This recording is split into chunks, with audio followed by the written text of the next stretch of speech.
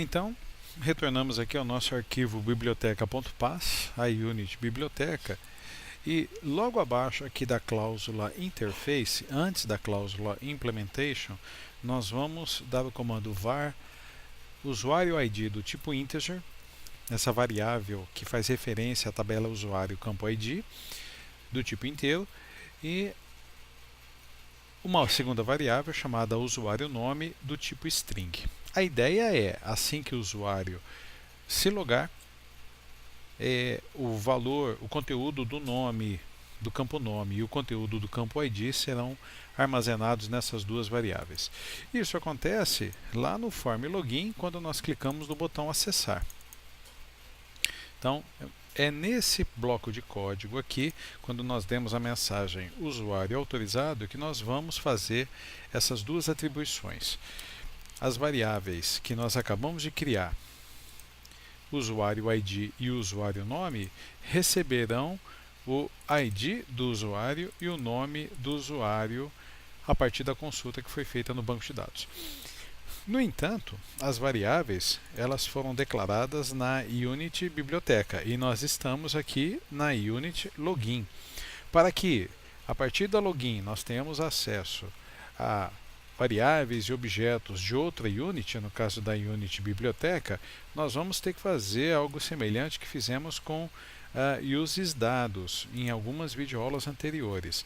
Nós temos que acrescentar a unit, no caso biblioteca, ao código. Então, percebam que automaticamente, quando eu executei aquela sequência, o termo biblioteca foi acrescentado aqui. Se você souber fazer isso manualmente, pode fazer, só não pode errar, mas eu vou repetir aqui o procedimento. Não precisa estar com o cursor aqui, pode estar em qualquer lugar da Unity e estou deixando ele aqui para que a gente possa ver aqui qual que é o resultado. Então, na Unity login, precisamos acessar dados da Unity biblioteca. Então, fazemos assim, file, use Unity, biblioteca, ok, e foi acrescentado aqui, logo abaixo da cláusula implementation, adicionado a useDados, foi adicionado o termo biblioteca. Nós vamos descer um pouquinho e agora fazer as duas atribuições. No entanto, essas atribuições vão ficar dentro desse bloco de código do DEM. Obrigatoriamente eu vou ter que colocar aqui um begin, e sempre que a gente tem begin, nós vamos ter que ter um end aqui. Nós vamos colocar antes aqui. Então a variável usuário ID vai receber, é mais ou menos a mesma coisa que nós fizemos aqui em cima, ó, quando nós testamos o conteúdo do campo autorizado. A variável usuário ID, que é do tipo inteira, vai receber dizer consulta o conteúdo acessado pelo nome do campo ID. Então eu tenho que copiar e colar aqui igualzinho. No entanto, enquanto que aqui em cima o campo autorizado foi tratado como string, aqui nós temos que tratar como integer. Então fica assim, né? A variável usuário ID, que foi declarada e é do tipo inteiro, é do tipo integer. Então esta variável recebe o conteúdo do campo nome, resultado da consulta que foi feita, e esse campo é tratado como inteiro. A variável usuário nome, ela vai receber a mesma linha de raciocínio, zconsulta.fieldByName. O nome do campo é exatamente o mesmo aqui, então eu vou copiar e colar. E nome é do tipo string, varchar, né? String, então ele vai ser tratado como string. Nós vamos executar a nossa aplicação. Conectamos. E apesar de não termos aqui nenhum efeito visual, nesse momento as duas variáveis estão alocadas, estão na memória, e armazenando os valores do nome do usuário logado e o ID do usuário logado. O que faremos agora? nós vamos lá na Unity principal, no form principal, acessar a barra de status com clique duplo e nós vamos adicionar mais um painel. Esse painel, na verdade, ele vai receber o conteúdo do nome que foi da variável usuário nome que foi atribuída lá no form login.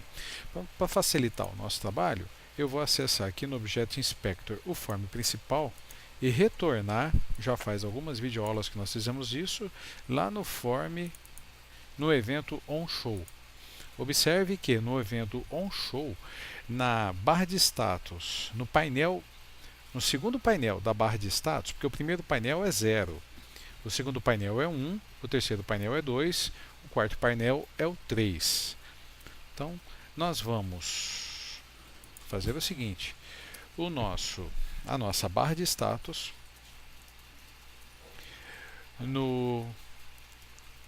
na posição 3.text, vai receber o conteúdo da variável usuário nome. E ao tentar executar esse comando, vai ser apresentada uma mensagem de erro dizendo que ele não reconhece o usuário nome. Eu deixei dessa vez aqui a mensagem de erro acontecer para a gente relembrar. Nós estamos na Unity principal tentando fazer acesso a uma variável que foi declarada na Unity biblioteca. Então, o que nós precisamos? Acessando aqui a Unity principal, com o cursor em qualquer lugar, File, use Unity, biblioteca, que é onde foi declarada a variável usuário nome. Esta linha foi acrescentada e agora essa variável usuário nome, que foi declarada lá em biblioteca, ela é reconhecida.